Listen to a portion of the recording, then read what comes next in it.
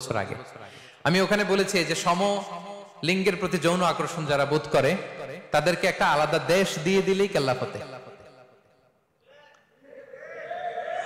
ঠিক কিনা? আচ্ছা, ছেলে ছেলে যদি বিয়ে করে, নাউজুবিল্লাহ, মেয়ে মেয়ে যদি বিয়ে করে, যারা এলজিবিটি কে সাপোর্ট করে, সমকামিতাকে সাপোর্ট করে, এদেরকে ধরেন আমরা একটা দেশ দিয়ে দিলাম যে তোমরা এই দেশে থাকো, এই আইল্যান্ডে থাকো, within 50 years they will be completely disappear। 50 বছরের ব্যবধানে ওরা নাই হয়ে যাবে, ঠিক কিনা? কারণ ওদের কোনো প্রজন্ম থাকবে? ছেলে ছেলে বিয়ে হইলে কোনো জেনারেশন আছে? নারীতে নারীতে বিয়ে হইলে কোনো প্রোডাক্টিভিটি আছে? এমনি ভ্যানিশ হয়ে যাবে।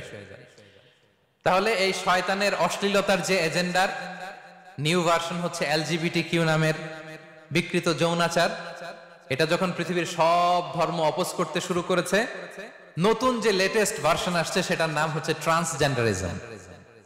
নাম শুনছেন? ট্রান্সজেন্ডার নামটা শুনেন না আপনারা?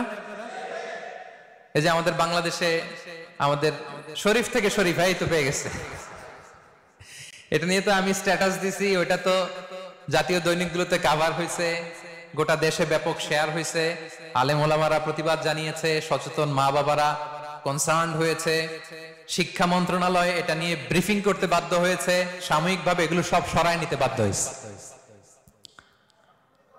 আলহামদুলিল্লাহ বলে তো খুশি হওয়ার সুযোগ নাই। You have to own your religion. আপনার ধর্মকে আপনার স্ট্রিক্টলি ওন করতে হবে, ঠিক কিনা? এগুলোর বিরুদ্ধে শক্ত প্রতিবাদ করতে হবে। ট্রান্সজেন্ডারিজম এইটার মতো ভাউতাবাজি আজ পর্যন্ত পৃথিবীতে দ্বিতীয় কিছু আবিষ্কার হয় নাই। আজকে যখন বলা শুরু করছি একটু বলি, ট্রান্সজেন্ডারিজম বিষয়টা বুঝেন তো আপনারা? না, সহজ করে বলি। সহজ করে আল্লাহর ফিতরাতকে ভেঙে দেওয়া, নিজের দেহের উপর অত্যাচার করা, মানুষের যে বায়োলজিক্যাল গ্রোথ আছে এটাকে ব্যাহত করা, সিম্পলি দ্যাটস ইট। এটাই ট্রান্সজেন্ডারিজম। ছেলে সে নিজের দেহের মধ্যে অস্ত্রোপচার করে, জেন্ডার রিঅ্যাসাইনমেন্ট সার্জারি করে, কাটাকুটি করে মেয়ে হইতে চায়। দিব্যি মেয়ে, ও কাটাকাটি করে দেহের মধ্যে আপনার হরমোন পুশ করে, সার্জারি করে সে ছেলে হইতে চায়। আসলে কি হইতে পারে? রাস্তাঘাট ঘাটে মাঝে মাঝে দেখা যায় না? ওটা কেমন দেখা যায়? ছেলেও না মেয়েও না, নেহি এদার নেহি ওদার, দারমিয়ান মে সদর বাদার, ঠিক কিনা?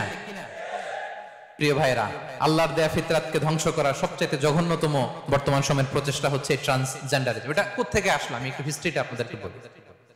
এটা আসছে জেন্ডার ডিসফোরিয়া থেকে। জেন্ডার ডিসফোরিয়া, ডিসফোরিয়া মানে হচ্ছে ডিসকমফোর্ট, আনহ্যাপিনেস, মানে মানুষ তার জেন্ডারে হ্যাপি না। আমি ছেলে তো আমি হ্যাপি না আমার পুরুষত্বে, আমি মেয়ে তো মেয়ে হয়ে হ্যাপি না। তারা মনে করে সে দেখতে পুরুষ হলেও বা নারী হলেও তার পুরুষ বা নারী সত্তা ভুল দেহে আটকা পড়ে আছে। তাদের দাবি হচ্ছে মানুষের পরিচয়ের ক্ষেত্রে শরীর গুরুত্বপূর্ণ নয়, মন নাকি গুরুত্বপূর্ণ। মন যা চায় সেটাই নাকি সে। দেখতে কমপ্লিটলি 100% পুরুষ, পুরোপুরি সে পুরুষ, কিন্তু সে বলে আমি মনে মনে নারী। সো সমাজ আমাকে নারী বলে স্বীকৃতি দিতে হবে, এরকম